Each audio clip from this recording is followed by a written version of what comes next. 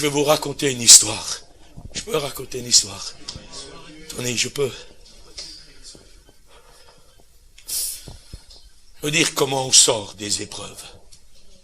Quand on finit par croire à la vérité. Et non plus aux mensonges que Satan nous présente comme des choses devenues impossibles. Et dont on ne va jamais sortir. Notre ami William Lee est prédicateur aux États-Unis. William Lee a une belle famille, une femme merveilleuse, une femme consacrée à Dieu. Il est pasteur dans une église, c'est un évangéliste de réputation. Il a des enfants merveilleux. Et arrivé un vendredi après-midi, il y avait une effervescence terrible. William Lee passait d'une pièce à l'autre. Il disait à sa fille, tu es prête? Il allait voir dans l'autre chambre, il disait à son autre fille, t'es prête? Il allait voir sa femme, il disait, chérie, t'es prête? Et tout le monde disait, oui, oui, papa, on est prêt, regarde, les bagages sont prêts, les valises sont prêtes. Et puis il disait à sa femme, chérie, tous les instruments pour la cuisine, c'est prêt? Et il disait, mais chérie, c'est prêt, tu ne casses pas les pieds, tout est prêt. Formidable, formidable. Oh, William Lee était enchanté, parce qu'il allait la voir à quelques dizaines de centaines de kilomètres de chez lui, un des plus grands rassemblements de jeunesse. Et il savait que là, le Saint-Esprit avait rendez-vous avec des centaines de jeunes. Et il voulait que sa femme aille servir à la cuisine. Il voulait que ses filles participent là au camp de jeunes. Et il disait vivement dimanche soir, parce que quand ils vont revenir, waouh, ils vont être remplis de Dieu, ils vont recevoir de Dieu. Et voilà que le bus est arrivé. Dans le bus, il y avait déjà des jeunes. On fait la tournée avec le bus, des villages, des petites villes. Et William Lee accompagne sa femme. Il accompagne ses filles. Et il est là au bord du bus. Il embrasse sa femme. Puis il lui dit, chérie, fais-leur bien à manger. Qu'ils soient bénis. Parce que vous savez, les jeunes, quand ils ont rien là-dedans, vous en tirez rien avec ça. Ils écoutent rien. C'est comme nous les pasteurs. Hein. On aime bien manger parce qu'après ça va, on écoute bien, on est bien. Il embrasse sa femme, il serre ses filles contre lui, il les bénit dans le nom de Jésus. Il regarde le bus s'éloigner, il étend sa main, il les bénit. Mais le soir, le téléphone sonnera chez lui. Le bus n'est jamais arrivé. Jamais. Plus de 50 jeunes dans ce bus. La femme de William Lee, ses 2 filles sont mortes dans le bus. Dans un carrefour, un fou n'a pas respecté le stop. Il est rentré de plein fouet dans l'avant du bus. Et comme tous les bus américains, le moteur est devant. Le moteur a pris feu. Il y a une explosion qui a couru dans tout le couloir du bus. Et tous les jeunes et tous les parents qui étaient là sont morts dans ce bus. Et William Lee entend cela au téléphone. En un instant où sa vie a basculé.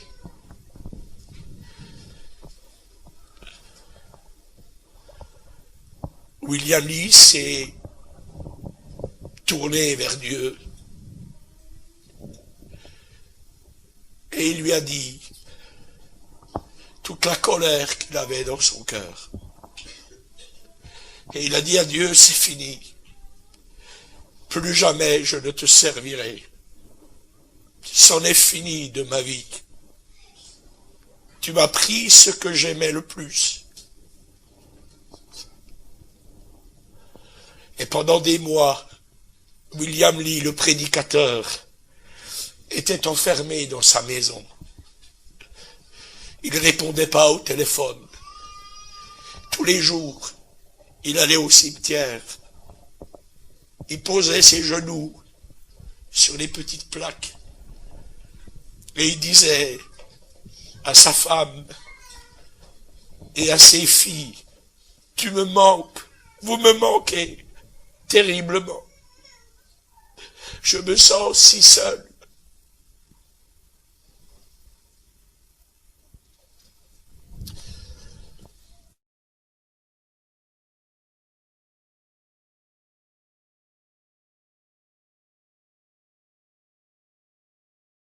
Bien des frères ont essayé de le voir.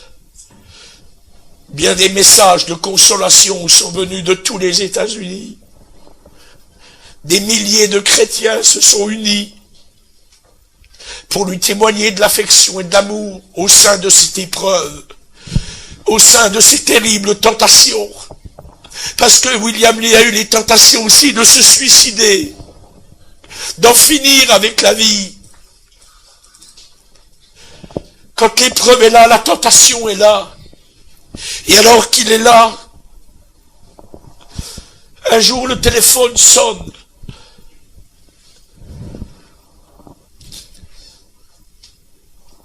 Depuis des mois, des milliers de chrétiens priaient pour sa vie. Ils disaient à Dieu, tu lui as donné le moyen d'en sortir. Fais-lui découvrir ce moyen. Seigneur, tu n'éprouves personne au-delà de ses propres forces. Tu l'as dit. Tu peux pas mentir. Dis à William, Seigneur, d'une manière ou d'une autre, qu'il y a moyen d'en sortir. Le combat était difficile. Satan se présentait tous les jours. Et nous pouvons comprendre. Et ce jour-là, quand le téléphone a sonné,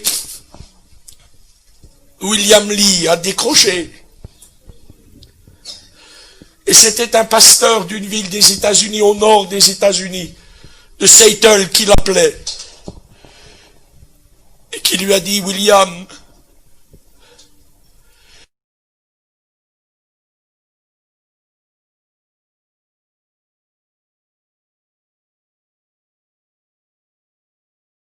tu sais, sur notre calendrier, tu nous avais donné la promesse de venir faire une mission chez nous. Et nous n'avons pas effacé cette date de notre calendrier. Nous t'attendons toujours. Et lui au téléphone lui a dit, tu ne mourras jamais.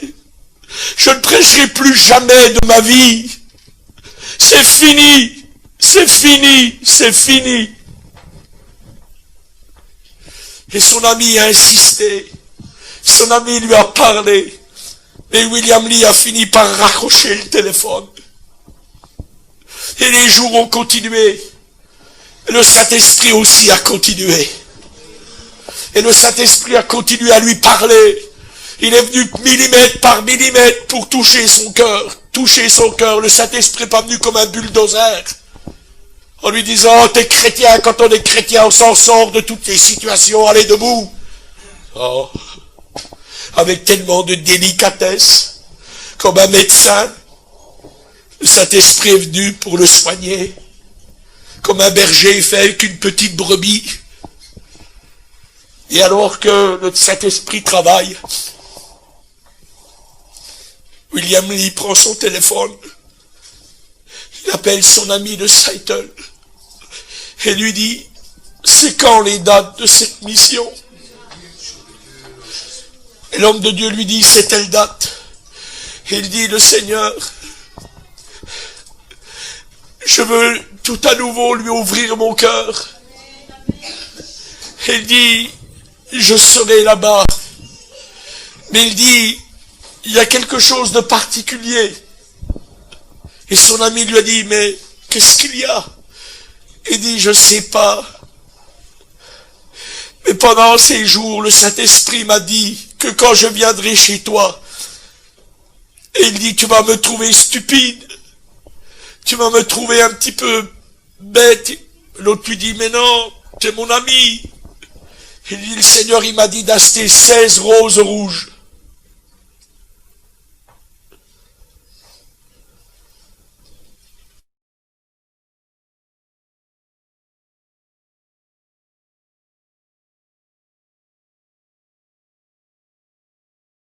Le pasteur lui a dit, sans trop comprendre, fais ce que Dieu te dit. Et plusieurs mois plus tard, alors que William Lee, tout à nouveau, commence à revenir à la vie, il arrive à Seattle, il va dans son hôtel, et le premier jour de la mission doit commencer. C'est un dimanche matin. Et avant d'aller à l'église de Seitel, il arrive près d'un fleuriste.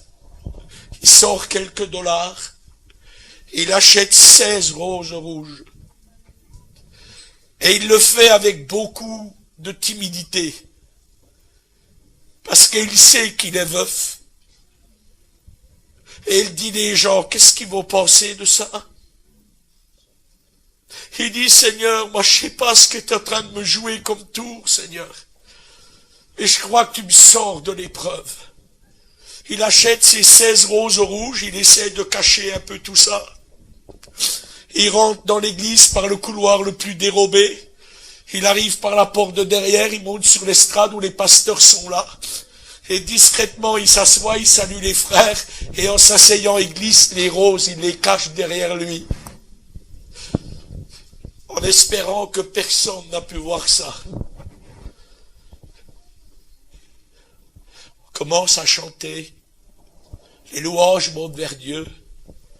Mais William Lee n'a qu'une sorte de pensée dans sa tête.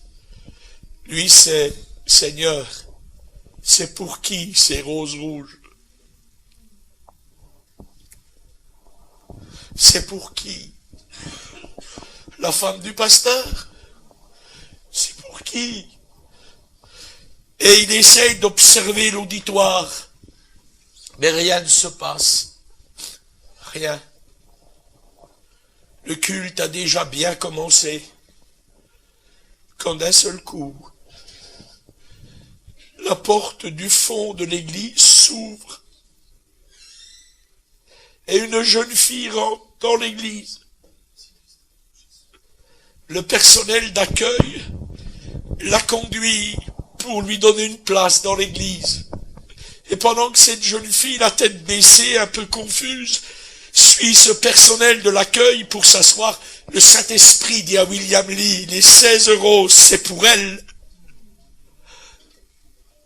Et William est serré dans son cœur. Il se dit, Seigneur, qu'est-ce que tu fais?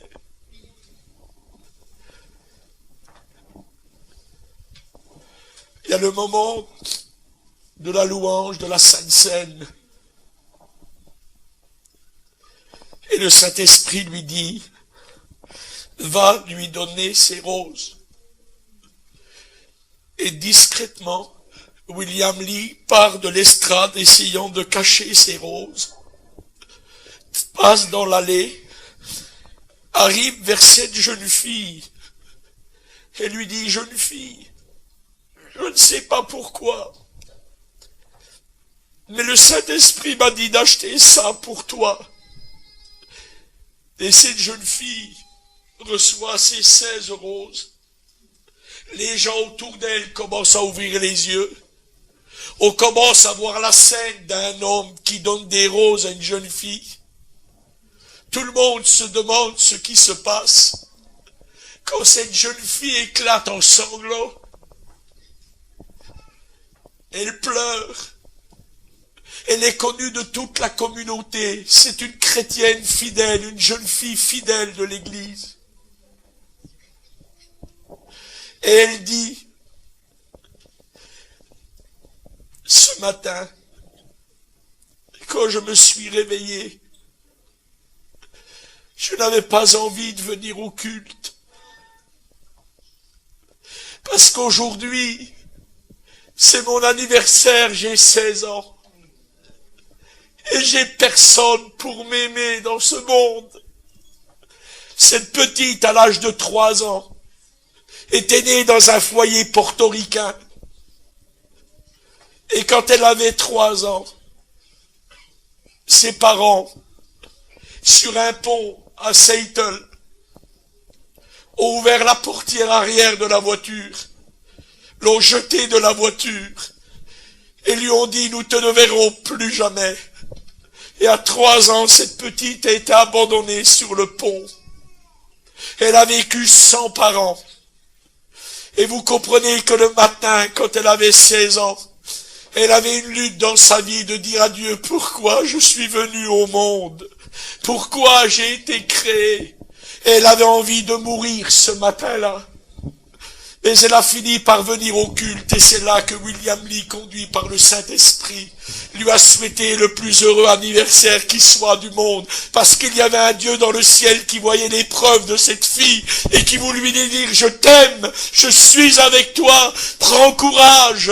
Et à travers ce ministère qui avait été brisé, il a pu offrir des fleurs à cette fille, et vous savez le miracle qui s'est passé, le diable a perdu sur 2 tableaux, il a perdu, mes amis, la mort de William Lee qu'il voulait enterrer dans la dépression, qu'il voulait enterrer dans son ministère, et il voulait la vie de cette jeune fille qui l'a poussée au suicide, et le Seigneur a gagné sur ces 2 vies, et ces 2 vies ont été rétablies par le Saint-Esprit.